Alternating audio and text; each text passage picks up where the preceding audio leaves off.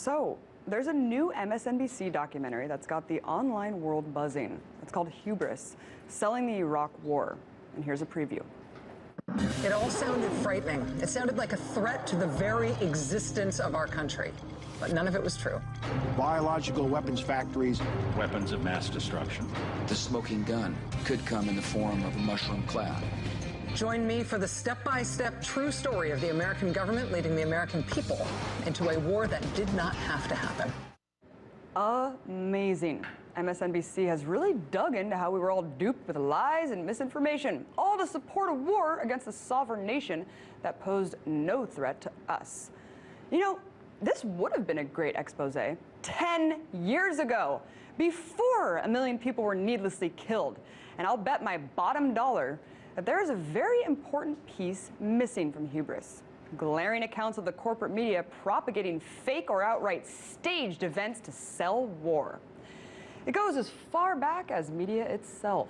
Remember that iconic image of Marines raising a flag over Iwo Jima? An image that came to symbolize American victory in World War II? Yeah.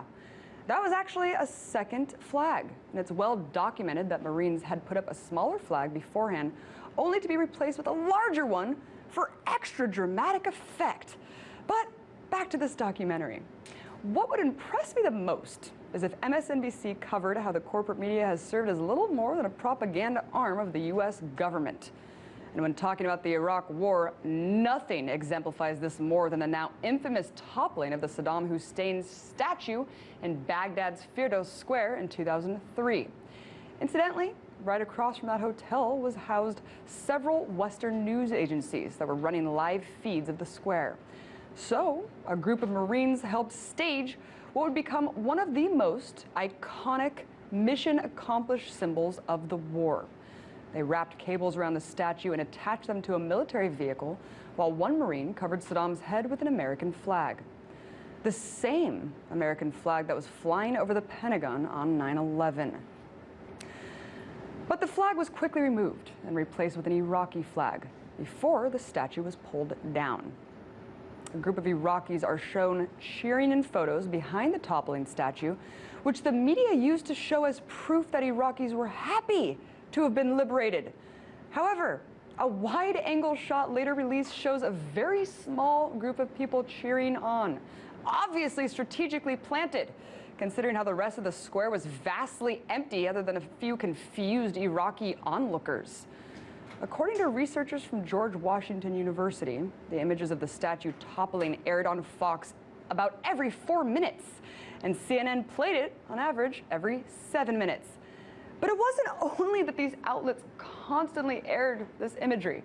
Anchors like Wolf Blitzer and Brit Hume compared the event over and over again to the tearing down of the Berlin Wall and thus America's victory over communism. Yeah, because that's a fair comparison. Now, another famous example is the case of Private First Class Jessica Lynch. Allegedly, Lynch was captured as part of an ambush convoy. And as the story goes, she was shot, stabbed repeatedly, held captive for 9 days until the most daring group of macho men rescuers whisked her from the clutches of her dangerous captors.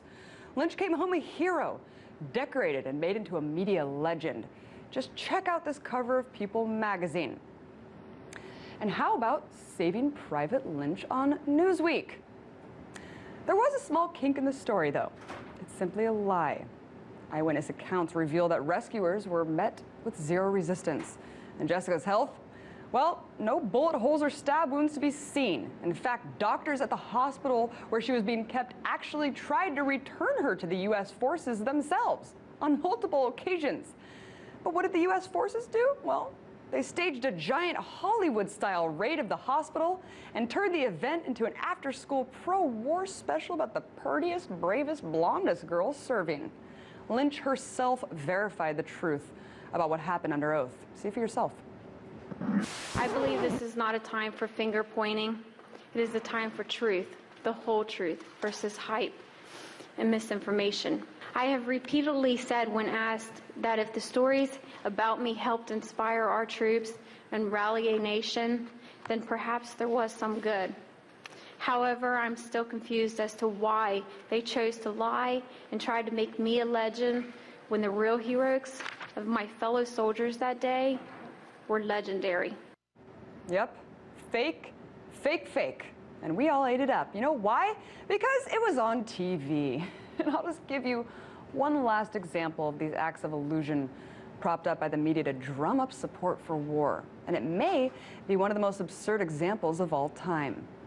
The horrifying testimony of a 15-year-old Kuwaiti girl who during the first Gulf War relayed the account of the murder of Kuwaiti babies by Iraqi soldiers. This testimony was pivotal in creating the outrage necessary for American intervention. Let me jog your memory. They took the babies out of the incubators. Took the incubators and left the children to die on the cold floor. It was horrifying. Oh my God, that's horrible. But wait, it's totally fake. The massacre never occurred. And you might think, wait, that's just not possible. She's just so convincing. Look at those tears. Well, this girl was actually the daughter of the Kuwaiti ambassador who had been coached by a PR firm to give a chilling and convincing testimony entirely based on lies. Look, guys, I know that it can be hard to accept that the corporate media is complicit in selling war. But if there's just one takeaway from everything I've just said, it's that you have to question everything. Because the media and government understand how propaganda works. In fact, they've perfected it. Because they know, as Mark Twain once said, it's easier to fool people than to convince them that they have been fooled.